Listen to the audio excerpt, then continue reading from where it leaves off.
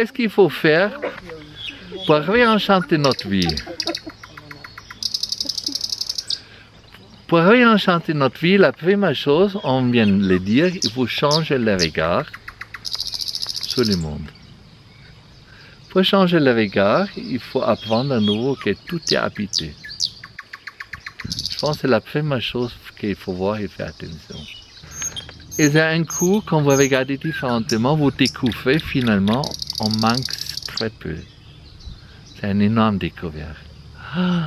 C'est un lâcher-prise énorme. Quand j'étais jeune, mes parents voulaient que je prenne l'entreprise familiale et je fasse ça et ça et ça. Et moi, j'ai dit non, vous réglez vos affaires entre vous, mais sans moi. Et j'ai plié l'écran, je suis parti en Amérique du Sud avec $50 par mois et j'étais l'homme le plus heureux. Et j'ai découvert toute la joie qu'on peut avoir qui n'est pas liée à l'argent. Le soleil, les bruits des insectes, vous l'attendez, les oiseaux qui chantent, les vents qui viennent vous caresser. Et toute la journée, vous développez la reconnaissance vers les petites choses du quotidien. Si vous êtes là-dedans, tout le monde change. Et Kraft Durkheim disait toujours, c'est les petites choses qui nous attendent quand on les regarde.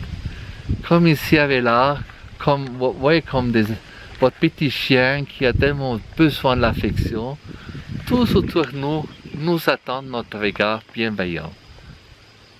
Les clochards, mais aussi les petits cailloux, les petites fleurs au bord de la route.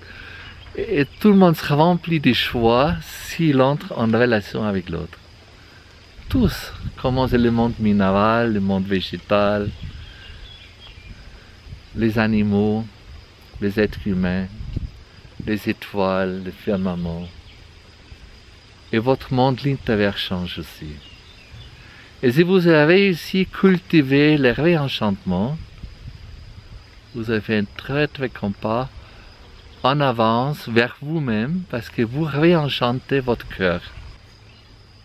Et vous avez gagné votre cœur qui j'appelle ancienne fois mon âme. Avant on appelait ça mon âme qu'ils avaient posé en paix. C'est une conscience plus vaste, plus large. Et c'est exactement ça, vous avez dit un peu au début, on a perdu notre âme. C'est la partie en nous qui est là, mais c'est la partie qui est le plus négligée dans notre société, qui a plus le droit de participer. On dit qu'il ne faut plus avoir des états d'âme. On n'a pas le droit. Jouir notre âme. Et c'est peut-être un peu ma vocation sur cette terre, et à mon âge aujourd'hui, de vous amener à nouveau à la joie de votre petite âme. J'étais très content à l'ouverture ce matin. Vous avez trouvé la joie de votre enfant.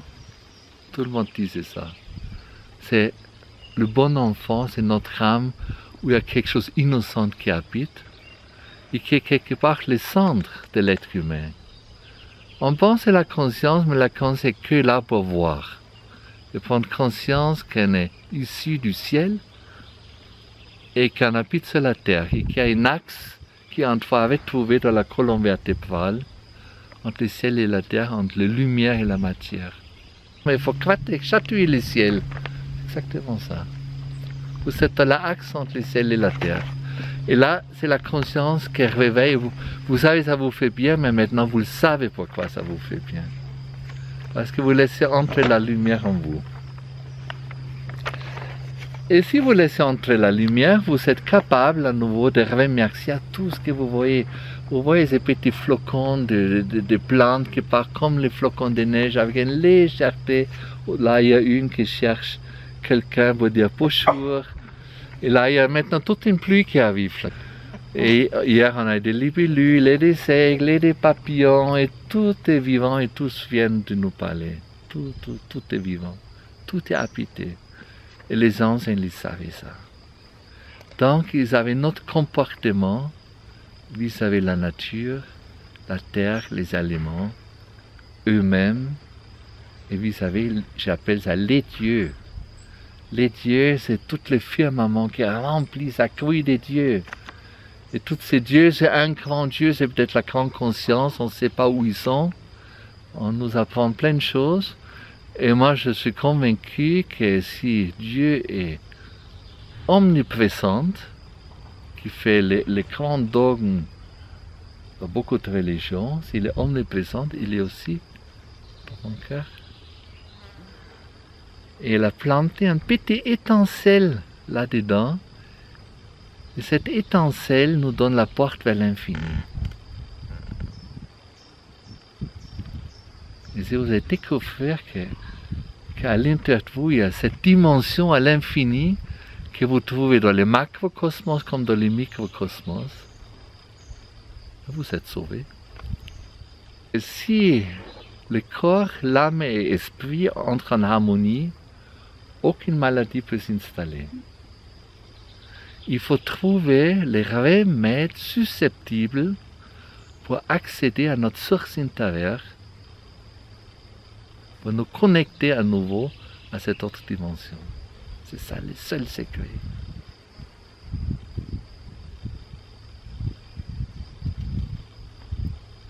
Et pour faire ça, il y a des outils.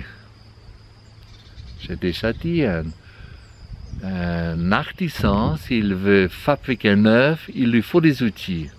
Un rabot, un marteau, un charpentier pour enfoncer un clou.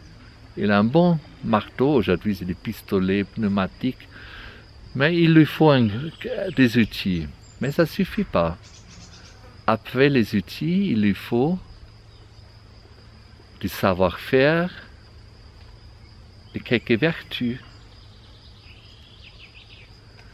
Et s'il a tout ça dans sa boîte d'outils, il va vous construire un beau meuble ou une belle charpente. C'est exactement pour l'adepte sur le chemin de sagesse, il lui faut quelques outils. Il y a beaucoup d'outils. Il y a les rires, il y a la méditation, il y a la prise de conscience et la reconnexion profondément à l'intérieur de vous-même. C'est le plus important. Et c'est fait, c'est plus facile dans la nature. Tous nous parlent dans la nature.